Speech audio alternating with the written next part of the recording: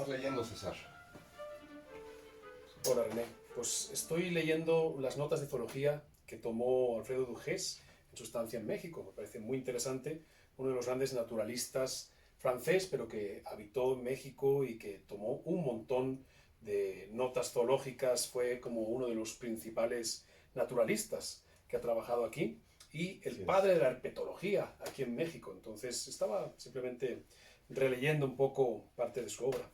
Increíble. Sí, es extraordinaria la obra de los grandes naturalistas, que bueno, en México han habido pocos tan destacados como Alfredo Dujés, que pues dejó todo un gran legado en Guanajuato. Y a propósito de grandes naturalistas, pues quiero presentarles a mi gran amigo César Barrio, que es otro gran naturalista, a la antigua, un explorador extraordinario que ha descrito muchísimas especies. Y bueno, pues, ¿qué sigo hablando? Aquí mejor voy a preguntarle directamente que se presente él mismo porque es toda una enciclopedia este hombre. Pues muchas gracias. Totalmente autodidacta, ¿eh? Porque en realidad, pues sí soy naturalista, sí me considero naturalista. No soy biólogo por formación, soy antropólogo por formación y siempre la historia natural y el estudio de los seres vivos ha estado pues, dentro de mí, dentro de mi pasión. Yo vengo de una familia de músicos y pues ellos de alguna manera trataron de que me dedicara a la música totalmente, ¿no? Y me ha fascinado siempre la música, siempre he sido un gran melómano, siempre he tenido el mundo de la ópera, de los conciertos, del piano. Yo fui pianista en su momento, ya he perdido toda la práctica. Y de todas maneras, este gusto por la belleza sinfónica, pues no Claro, deja de ser un gusto también por la naturaleza. claro. Y yo creo que todo está un poco relacionado. Sin embargo, no quería, yo sabía desde muy pequeño que no quería ser músico profesional, no quería dedicarme a la música, sino que quería viajar por el mundo, Ujú. quería conocer los animales que yo veía pues, en los documentales. Te hablo de los años 80 tal vez, ¿no? Cuando yo era Claro, jovencito y pues obviamente uno de mis grandes ídolos, creciendo yo en España, fue Félix Rodríguez de la Fuente, claro. que fue Gran, gran. para mí y para muchos de mi generación. Creo que hay un antes y un después en España y en Europa y tal vez en toda Latinoamérica también, con la influencia de este grandísimo naturalista también a la antigua usanza que fue Claro. Félix. Y la verdad es que si yo me fui a vivir a Venezuela con poco más de, con 24 años, fue siguiendo los pasos de Félix, porque Félix, aunque trabajó más que nada en la península ibérica, pues tiene su serie africana, tiene su serie venezolana y tiene una serie también de animales norteamericanos. Sin embargo, lo que más siempre me llamó la atención desde muy pequeño fue la serie venezolana. O sea, los llanos de Venezuela, los delfines de agua dulce, Claro. las anacondas, eso me volvía loco.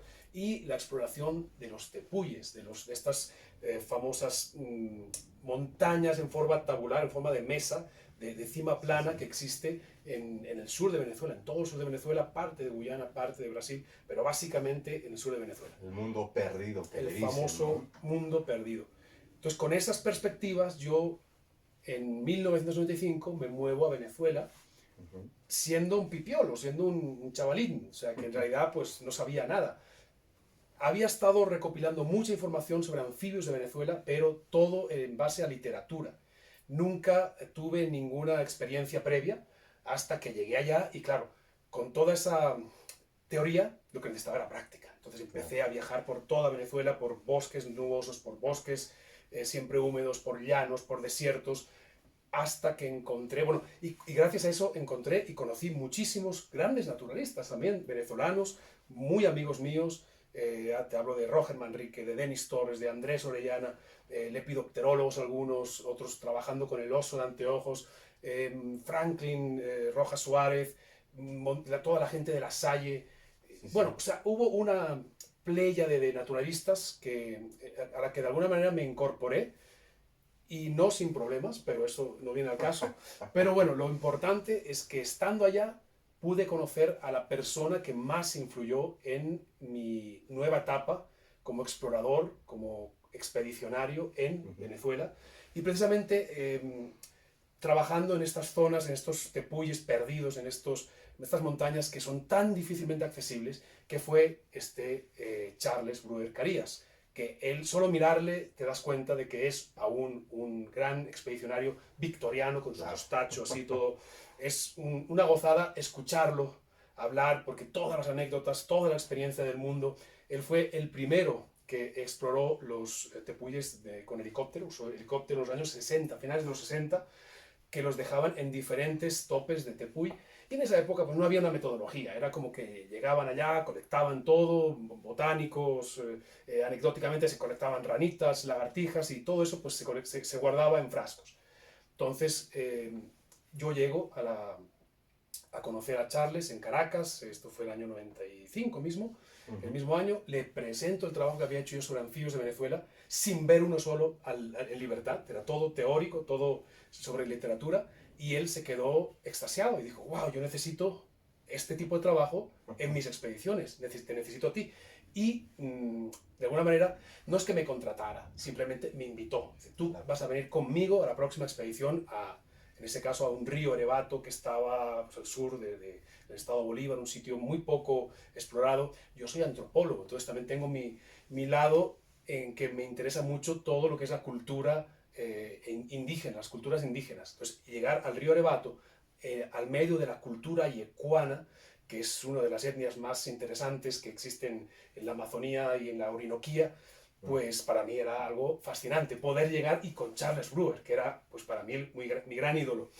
Bueno, ahí empezó todo, entonces no fue esta fue la primera, pero después empezamos a volar a diferentes tepuyes, también pudimos explorar diferentes zonas que no eran tepuyes, sino que eran como laderas tepuyanas, eran zonas bajas. Después yo empecé a trabajar con turismo, yo vivía en Mérida, en los Andes de Venezuela, y desde ahí fue mi base de operaciones para explorar tanto los Andes como la zona baja, digamos, de Venezuela, que son las grandes llanuras interiores, conocidas como llanos de Venezuela, que son los llanos del Orinoco, que son inundados medio año y otro año, medio año están totalmente secos. Es la zona donde están las anacondas, los delfines de agua dulce, las nutrias gigantes, jaguares, anguilas eléctricas, caimanes, cocodrilos. Bueno, es una locura, la verdad. Como el equivalente un poco al Pantanal, pero exacto, con afinidad de Orinoco. Al norte del Amazonas, de la cuenca del Amazonas, está la cuenca del Orinoco, que es una llanura,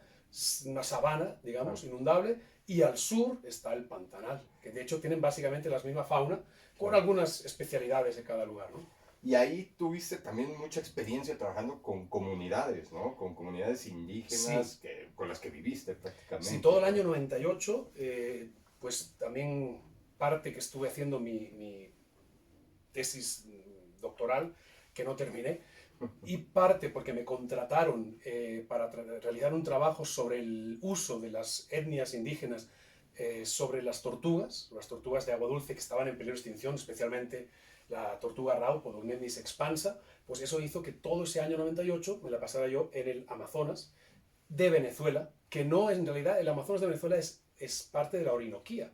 Solamente hay una pequeña parte que pertenece o que es una transición hacia el Amazonas, hacia la cuenca amazónica, que es el brazo Casiquiare, que es uno de los únicos ríos en el mundo que depende de la época del año, fluye hacia un lado, fluye hacia la Orinoquía o fluye hacia la Amazonía. Cambia su curso. Y eso lo descubrió Humboldt. Sí, sí. Me acuerdo que hubo un tiempo en que los naturalistas pensaban que justamente el río Orinoco y el río Amazonas tenían una conexión y era todo un relajo, ¿no? Tratar de descubrir eso, que bueno, obviamente la precisión con la que cartografiaban todo era extraordinaria, no necesitaban la tecnología de hoy para dar la misma precisión, pero justo me acuerdo que esa era uno de los incógnitas. Entonces este río sí comunica y pues eso hace que también las poblaciones de vida silvestre se interactúen, ¿no? Exactamente. Hay un gran paso de fauna o biogeográfico, digamos, donde las poblaciones de toda la biota amazónica llega hacia la Orinoquía y hay también un paso de fauna de la Orinoquía hacia la Amazonía. Sin duda. Igualmente, las etnias que del sur, digamos, antiguamente pues transitaban hacia el norte y las del norte hacia el sur. Lo que pasa es que actualmente pues ya estas etnias están muy aculturadas. Te hablo no solamente de yecuanas, sino de piaroas, de curripacos, de Yanomamis. Los Yanomamis, por ejemplo, al principio no eran gente de río, eran gente del interior de la selva y ya se han adaptado pues, a estar cerca del río, a pescar, ya saben navegar, ya saben hacer sus curiaras, que son pues, sus piraguas, ¿verdad? Pero ya están demasiado influenciados, desafortunadamente, por la civilización. Entonces, pues todos Claro. tienen machetes, todos ya quieren armas de fuego, la política es muy fuerte en esa zona. Te hablo del año 98. O sea, yo he Sí, sí, estado aún informándome y actualmente es mucho peor. O me sea, imagino. fue un poco decepcionante todo este tema, la verdad. Es que, bueno, las comunidades de alguna manera pues han sido ya muy contaminadas, ¿no? Por la Sí. cultura de consumo en la que vivimos y pues bueno, lamentablemente la relación que hay con la naturaleza pues se ha distorsionado o se ha perdido los saberes ancestrales Muchísimo. y bueno, lamentablemente estas comunidades son muy vulnerables también a malinterpretar esta contaminación cultural y bueno, a llevarla a extremos totalmente perjudiciales tanto para ellos como pues para la naturaleza, ¿no? Sí. Eso es un gran problema. Pero bueno, al final pues es parte de, Es ¿no? parte de la evolución. No se los puede tampoco pedir que sigan exactamente igual que No, en hace 300 años, ¿no? es Si cierto. ellos reciben eso, pues ellos lo adoptan y es el mismo daño que también nosotros hemos generado de alguna manera, ¿no? Con nuestro Así estilo de es. vida. Así es. Y bueno, y algo que me intriga mucho, pues bueno, es esta forma en la que te pudiste acercar a algunos anfibios tan enigmáticos, justo en un punto crucial del declive por la aparición del BD. Y bueno, aquí esta historia que me encanta, ¿no? Cuando te la he escuchado contar acerca de los atelopus, estos sapos tan únicos y tan extraordinarios. ¿Qué me cuentas de eso? Bueno, fíjate que yo ya en el año 95, cuando me mudo a Venezuela, uno de mis sueños es buscar a Telopus, encontrarlos, porque los conocía por toda la literatura que había leído, tanto a Telopus como de todos los anfibios que existían en ese momento en el país, pero a los Atelopus me llamaban demasiado la atención y llegué en el año 95 y empecé a preguntar a los herpetólogos y, oye, pues era un poco reciente que ya no los veían, pero ya había alguna publicación que decía que parecía que estaban extinguidos. Hablando con la gente de La Salle, hablando con la gente de la ULA, de la Universidad de los Andes en Mérida, pues me dijeron, pues hasta hace poco, pues íbamos al páramo, íbamos a la quebrada, tal, y encontrábamos X, a veces muchos, a veces no tantos, pero encontrábamos, sí era Claro. frecuente encontrarlo. Y hace años que no encontramos ninguno, pero vamos. Entonces iba con ellos, buscábamos en el páramo, sobre todo en Mérida está en los Andes y a 1500, 1700 metros de altura, Uh -huh. subiendo una hora y media llegas al páramo. Y en ese páramo estaba Telopus mucubagiensis. Y detrás de esa montaña, hacia el otro lado, hacia la Sierra de la Culata, estaba Atelopus. Hay varias especies, pero Claro. a mí me interesó una amarilla muy grande, muy bonita, que se llamaba Atelopus carbonerensis. Y esta era de selva nublada. Entonces montamos, bueno, además estando en Mérida, pues con todos estos amigos que te he contado, especialmente con Denis Torres, formamos una fundación andígena, se llama Andígena, Uh -huh. que es un género de tucán andino, andígena, pero además okay. significa como indígena de los Andes. Claro. ¿Verdad? Claro, es como un juego de palabras. Y con esta pequeña fundación, que éramos realmente muy pocos profesionales de la naturaleza de alguna manera, pues cada uno se dedicaba a diferentes proyectos y yo obviamente me dediqué a buscar por más de 10 años este Atelopus carbonerensis con apoyo institucional y con apoyos de fondos extranjeros, de zoológicos y de ONGs.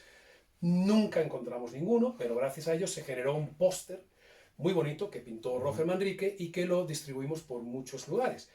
Y fuera de ese lugar donde vivía Atelopus carbonerensis estaba esa zona del páramo donde vivía ese Atelopus mucubagiensis que había vivido supuestamente.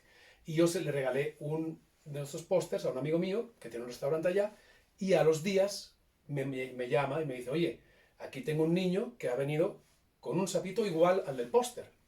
Wow. Y yo dije, wow, ¿qué es esto? Y esto era el año 2004, septiembre de 2004. Y yo dije, ¿qué es esto? Nada, 2 horas rápidamente en coche me fui pero volado. Y cuando llego y me enseñan, me quedé loco porque era el primer Atelopus que yo veía en vida, Atelopus mucubagiensis, pero es que además fue el último registrado de su especie. Después de ese ya nunca más se ha visto esta especie en Venezuela, en la zona donde vivía. Fue bastante trágico, muy interesante, me dio mucho ánimo, pero pues por otro lado fue el último. Carbonensis nunca más se vio y el único Atelopus que subsiste en Venezuela actualmente se llama Atelopus cruciger y un par o tres de enclaves en la cordillera de la costa. Y ya está. De tierras bajas. De un tierras poco, más bajas. Más Sí. bajas, sí. Es que Sí. justo estas especies de zonas altas son los que Son han los que más han sufrido y los que han desaparecido y tal vez ya para siempre. Wow. Es que justamente hay poca gente que puede tener tanta experiencia con este género que es Atelopus como César, porque pues precisamente él ha sido testigo de algunos de estos ejemplares que han sido los últimos que se vieron y que, bueno, además ha trabajado pues contrarreloj por tratar de encontrar estas especies que ya son relictos, que ya están extintas, que ya han desaparecido del mapa y que afortunadamente otras las has redescubierto o has Sí. participado en el redescubrimiento, ¿no? Bueno, esta que te digo, Mucubagiensis, fue la primera que pude redescubrir de alguna manera pensando que podría haber poblaciones. Gracias a eso me dieron más fondos, estuvimos buscando todo un año en toda la zona, pero lamentablemente pues no encontramos ninguno más. No significa que no subsista alguno por ahí perdido, alguno, no, alguna población espero. Claro. Pero no hay gente en realidad, muy poca gente recuerda todo el problema político, económico, social que ha sufrido Venezuela Sí, sí. y por el cual yo me fui de Venezuela también. Entonces eso ha hecho que muchos herpetólogos, muchos científicos, las universidades están de capa caída completamente, no hay fondos para nada. Es un desastre ahora mismo la política Claro. de Venezuela y no voy a entrar en ese tema, pero eso ha hecho que no haya ni siquiera pues, insumos, gasolina, tengo que ir a tal sitio. No, no se puede hacer trabajo de campo. Y lamentablemente esto ha sido una pérdida de tiempo tiempo crucial que podía haber hecho que se pudieran salvar muchas especies de las que gracias a esta situación política pues ya no sabemos Sí, qué ha sido de ellas, ¿no? Si están, no están, pues bueno, es parte de una condición terrible que no solo, bueno, Venezuela creo que es ahorita un país con una política tan complicada que, bueno, está en los ojos de todo el mundo, pero lamentablemente Latinoamérica en general pues siempre ha tenido una relación política muy complicada que hace que todos los esfuerzos de conservación sean una lucha muy difícil para sí. poder pues trabajar en contra de estos tiempos de extinción, ¿no? Y bueno, ahora mismo pues estás viviendo en Costa Rica Sí, y has hecho también ahí, bueno, muchísimos trabajos que todo eso es una zona extraordinaria de biodiversidad también. sí, todo Latinoamérica, todo el neotrópico, de hecho, pues me parece fascinante en todos los sentidos y por eso me encanta pues visitar todos los países que pueda, siempre que pueda. Costa Rica fue un poco la etapa posterior a Venezuela, en el sentido que tenía contactos allá, fui a visitarlos, me gustó el país, me gustó la tranquilidad, me gustó que no había ejército, me Claro. gustó, era muy caro comparado con Venezuela, pero sí te daba una calidad de vida muy superior a la que tenía últimamente en Venezuela, Claro. con mucho estrés, por criminalidad, por muchos temas. Entonces, Sí, llego a Costa Rica y me encuentro un país nuevo completamente que explorar, porque ya estaba, Claro. bueno, ya estaba muy explorado por otra gente, obviamente. Y de hecho, Costa Rica, que es tan pequeño, durante más de pues, todo el siglo XX, diría yo, pues desde Emmett Dunn, siguiendo por Taylor, siguiendo por Savage y sus alumnos, o sea, todo el siglo XX ha sido estudiado por herpetólogos estadounidenses, básicamente, y en los últimos años, algunos de los discípulos de Savage sí eran ya ticos, ya eran de Costa Rica, y han hecho un gran trabajo. Y de hecho es un país pequeño con la mayor biodiversidad del mundo por área de superficie, por superficie. Entonces es increíble que puedas llegar a sitios y en unos pocos días ver 100 especies de anfibios y reptiles. Es realmente sensacional. Ahí también pues empecé a buscar Atelopus. De alguna manera dije, bueno, este país aún hay 4 especies descritas, pero sí se sabía que había una sola población que había subsistido de Atelopus varius. Afortunadamente, y porque soy muy insistente y me la paso explorando todo el tiempo y averiguando y todo, logré descubrir 3 poblaciones de Atelopus varius que no estaban anteriormente registradas. Wow. Y otra gente pues descubrió algunas. En total existen al menos 7, posiblemente 8 o 9 poblaciones que podamos decir que están sobreviviendo más o menos bien, algunas mejor que otras, de esta especie y de 3 morfotipos diferentes.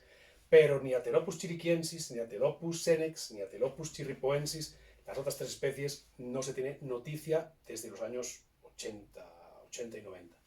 Se han perdido y además eran cientos de poblaciones, ¿no? Las conocidas. Prácticamente Atelopus varius ha sido un relicto, un sobreviviente de este BD, porque creo que además también, hablando en otro momento, creo que me habías contado que las poblaciones que más han sobrevivido son un poco más bajas, ¿no? Que las Sí, anteriores. sí, aparentemente pues el BD puede estar presente. El BD es el hongo que ha sido patógeno. Su nombre es Batrachochytrium dendrobatidis, porque fue descubierto en cautiverio en unos dendrobátidos. Sin embargo, a las especies que más ha afectado es precisamente a los atelopus y a otras itzmoilas, algunos hílidos, algunos centrolenios, algunos terrarranas, pero sobre todo los atelopus. Los atelopus, por alguna razón que no sabemos, les ha afectado muchísimo y se encontraban muertos miles y miles y miles de ejemplares en en los años 80, 85, 86, 87, dejaron de existir. De alguna manera, igual que el famoso sapo dorado de Monteverde, que también fue descrito en los años 60, a finales de los 60, se estudiaron sobre los 70, llegaron a los 80 y un buen día, Martha Cram, que era una estudiante de Savage, también fue a estudiar los animales que el año pasado había visto, no sé, 200, 300 ejemplares y vio uno. Sí. Y dijo, bueno, pues tal vez el año que viene pues, tendrán algunos ciclos desconocidos, al año siguiente ya no veo ninguno y desde entonces ya no se ha vuelto a ver ninguno. 89, ¿no? Por ahí. 1989, creo que es por ahí el año que... O sea, estos años se del vio 85 al 90 son los años en los que el hongo BD se vuelve patógeno, se vuelve una pandemia y acaba con la gran cantidad de especies en Latinoamérica, pero también en el mundo.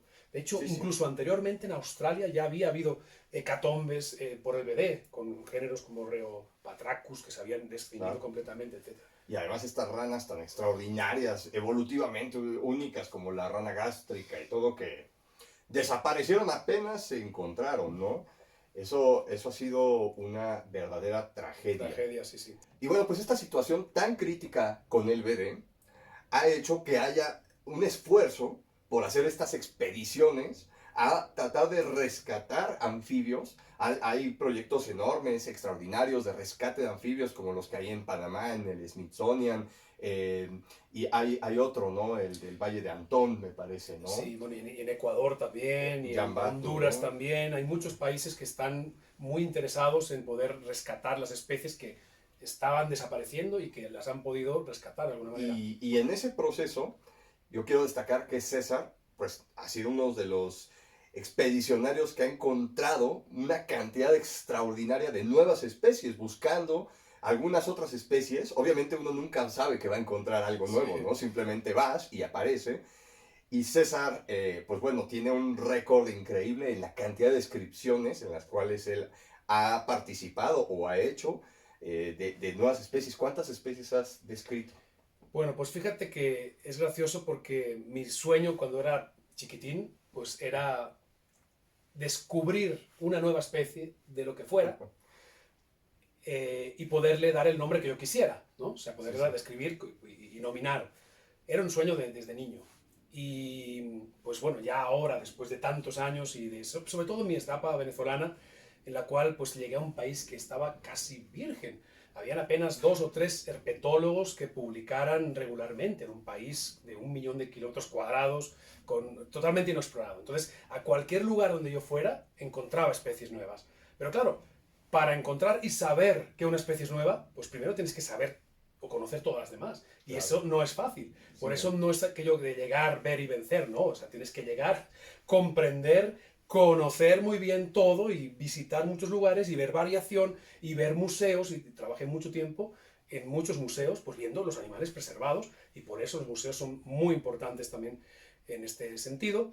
Y en ese momento, cuando iba al campo y recogía una especie o colectaba una especie que no sabía lo que era, pues ya el no saber lo que era indicaba que era interesante, con lo cual pues se colectaba en ese momento con permisos, con colaboraciones, con lo que fuera, se colectaba ese animal, se llevaba a un museo y se trabajaba. En ese momento, pues las técnicas moleculares no estaban tan desarrolladas, estaban apenas emergiendo, digamos, te hablo por los años 2000, ¿vale? Todos los Claro. 2000 estaban empezando, pero más que nada trabajábamos con morfología y algo de bioacústica. Pues yo que he trabajado mucho con ranas, también mi oído se afinó para conocer pues casi todas las especies de ranas. Cuando escuchaba alguna que no conocía, pues wow, eso hay que encontrarlo. Claro. Y de esa manera, poco a poco, pues fui colectando una gran cantidad de animales que se correspondieron con especies no descritas y con lo cual tuve yo que describirlas. Algunas solo, algunas con diferentes colaboradores. El total de especies que he podido escribir hasta el momento son 51, Wow. casi todas de Venezuela, alguna de Perú, alguna de Guyana, y se me escapa, creo que de algún otro país también. Y ahora en Costa Rica el proceso es mucho más complicado. También estoy colaborando con diferentes herpetólogos, tanto de la Universidad de Costa Rica como de otras partes, para describir otras especies, pero el proceso es mucho más largo. Ahí sí entran técnicas moleculares, entra una taxonomía integrativa, entra pues, obviamente la morfología, la osteología y la bioacústica. Exactamente, todo esto. Sí. Sí, Costa Rica ya, digamos, está mucho más competido porque pues, es un Sí, territorio exacto. más pequeño, muy atractivo para el turismo y que afortunadamente ha tenido una política muy favorable Sí. hacia la conservación y eso ha sido un ejemplo para el mundo porque, bueno, realmente Costa Rica creo que es uno de los países, o si no es que el máximo ejemplo para demostrar cómo se puede pues tener una vida política, pública, social y con turismo y economía que funcionen Sí. en torno a una vida sustentable, porque bueno, para donde nos estamos dirigiendo pues está por acabar todo lo que está en la actualidad, ¿no? Y además, bueno, César ha trabajado con muchísimas especies, en general de todo. Algo que es increíble, pues, de conocer a un personaje como César Barrio, es precisamente que como naturalista, pues es una persona con una visión integral, ¿no? Es una persona que conoce en general el mundo natural sin especializarse nada más en algo. Por supuesto que conoce a lo mejor más a profundidad y con mucha mayor especificidad algunos grupos con los que trabaja, pero tiene una visión general donde incorpora geología, donde incorpora algo de paleontología, geografía, ecología general de otras especies. Y ahí, pues bueno, está también otra parte súper interesante que es estos últimos trabajos que he visto que has estado realizando con una de las serpientes más extraordinarias y más enigmáticas que hay, que son estas víboras gigantes del género Lachesis. Entonces me encantaría que me platiques un poco más de esto. Bueno, yo creo que cualquier naturalista, cualquier herpetólogo aficionado, yo creo que todos estamos fascinados desde el principio, desde ver las únicas fotos, las pocas fotos que había en su momento de estas víboras gigantescas, de las laquesis, de las bushmaster, de las verrugosas, de las cuaymapiñas. Y pues son animales tan escasos que en realidad pues ha habido muy pocas oportunidades de ver en directo, ¿no? Cuando estuve en Venezuela, pues vi 3 especímenes, de los cuales 2 los mataron enfrente de mí y me los pude comer y todo. Me los comí porque en realidad estaba metido en la selva, no había mucha proteína ahí, era como que, bueno, para que se desperdicie, pues me la como. No, y además Pero yo estás creo que fuera dentro de una comunidad, o sea, no puedes, sí, tienes que participar con ellos, ¿no? sí, De no, no, manera. pero claro, por un lado me dolió, pero por otro lado, pues era como un poquito de variedad a las Claro. latas de sardina y arroz y espaguetis que comía todos los días, ¿no? Entonces, bueno, la laquesis es obviamente una víbora fascinante, enorme, es la mayor víbora del mundo. Existen 4 especies y en Costa Rica existen 2. Existe Stenophis en el lado caribe y Melanocéfala en el lado del Pacífico Sur. Sí hay una cita antigua de Panamá, pero hace mucho tiempo que no se registra en Panamá, con lo cual podría decir que es endémica del Pacífico Sur de Costa Rica. Es un animal extraordinariamente escaso, muy raro, y casi todos los registros que se tienen es de animales muertos. O sea, cuando alguien los postea, atropellados o muertos por campesinos, lo que sea, y es un gran dolor. Entonces, este año pasado, el 2020, pues sí ha habido como una explosión de observaciones de la Lachesis melanocéfala, algunas atropelladas, algunas muertas, y de repente pues hubo la oportunidad de llegar al hotspot de las Lachesis melanocéfala en la península de Osa y poder observar 3 en 2 días. Eso fue algo que me explotó la mente porque no creo que nadie haya podido ver en la vida, Sí, o al menos registrado, 3 ejemplares en 2 días. Eso fue algo fascinante. Antes había gente que una en 10 años, ¿no? Así. Bueno, exactamente. Antes del 2020 yo había visto una en 10 años. Uh-huh. Pero también porque me habían avisado y a mucha gente. De hecho, pues Una de las cosas que se hace cuando se observa un animal de estos tan escasos y tan raros es avisar a los fotógrafos, herpetólogos, pues para que vayan a tomar datos.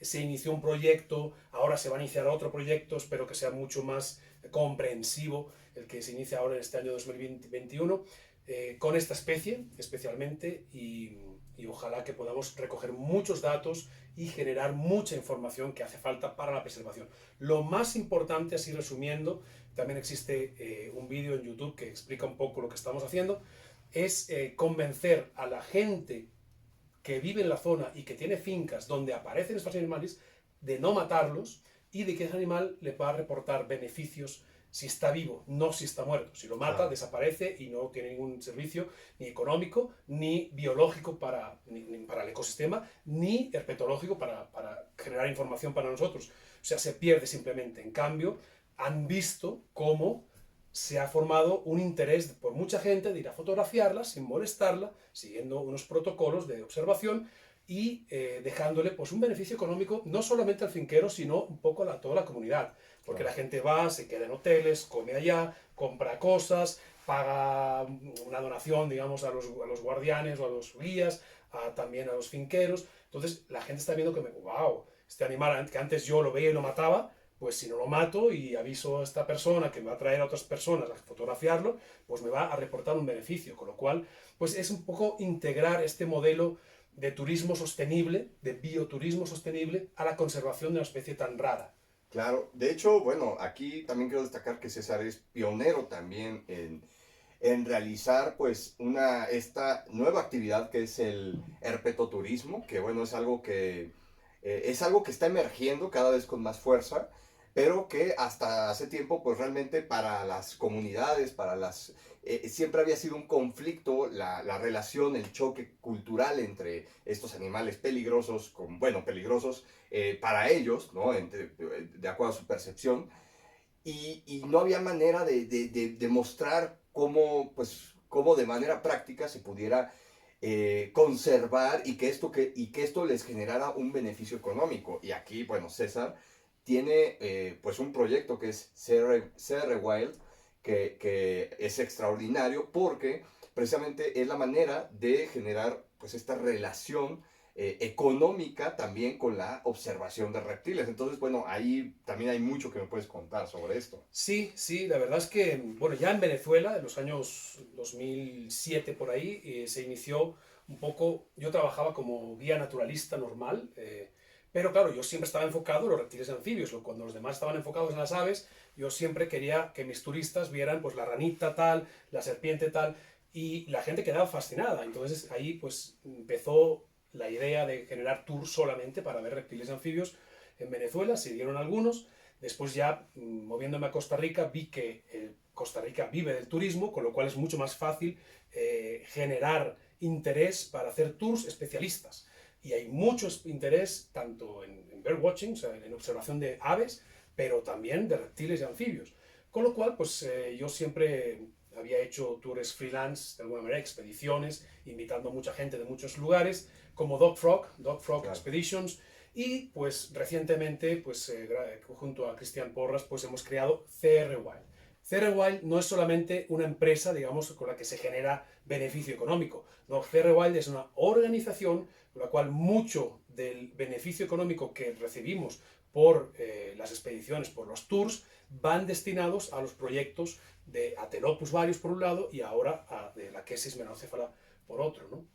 Sí, bueno, eso es algo, pues algo necesario, ¿no? Que haya una relación, un vínculo, porque, bueno, de hecho, en estas expediciones de las cuales yo he participado, tuve la gran oportunidad de apenas conociendo a César, poder acompañarlo a una expedición que, bueno, fue en Panamá, atravesar prácticamente el país del norte hasta el sur, y ahí mismo, en este tour, pues estuvimos descubriendo un montón de especies que no se habían registrado en décadas o incluso potencial de nuevas especies. Y bueno, en ese sentido, no solamente es un tour para el turismo, sino que también es una expedición que consigue logros científicos, logros de valor para la conservación. Y eso es algo bien importante a destacar. Y otra cosa que también quiero destacar es que, bueno, si bien hay otros tipos de tours y otros tipos de gente ofreciendo esto, la experiencia acumulada de César como naturalista, que es uno de los grandes naturalistas pues, de nuestra era, eh, ha sido algo bueno, que permite garantizar que una persona que asiste a uno de estos tours que ofrece César, pues le permite garantizar que no solamente va con alguien que apenas está aprendiendo o que a lo mejor no te va a poder llevar al mejor sitio o que no va a saber encontrar una especie, sino que bueno, aquí es muchísimos años de experiencia y de conocimiento acumulado que le permiten a cualquier acompañante pues conocer a profundidad a estas especies con una interpretación extraordinaria pues del ecosistema en el que ellas están, ¿no? Y eso que no te he pagado para que dijeras esto, ¿eh? No me has pagado, no me has pagado. Y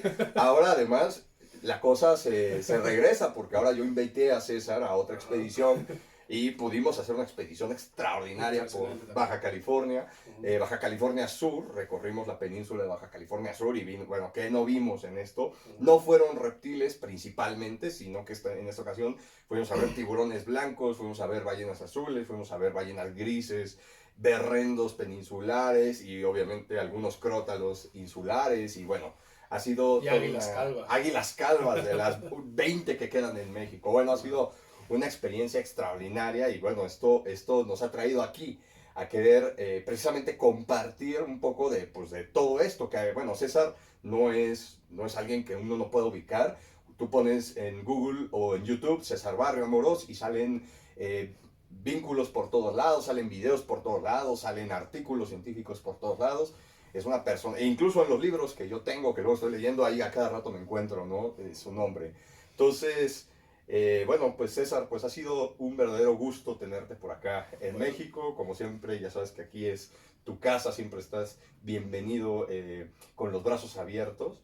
Y pues muchísimas gracias pues, por compartirnos todo esto tan extraordinario. Muchísimas gracias, René, de verdad. Sabes muy bien que me encanta venir a México, me fascina todo el país, todo lo que he conocido hasta ahora, que es bastante, pero falta muchísimo más, por supuesto, faltan múltiples cientos y cientos de especies que conocer. Acá tienes mucha chamba. Mucho que publicar, de hecho, pero lo iremos haciendo. De verdad, gracias de nuevo por invitarme a esta expedición, en esta ocasión que estaba totalmente fuera de mi radar y pude pues, alcanzarla. Y bueno, y vamos a ver que nuevas expediciones nos esperan, que serán muchas, en muchos lugares. Vienen muchos lugares. Muchísimas gracias. Perfecto. Dale, canijo. Pues, buen viaje. Gracias.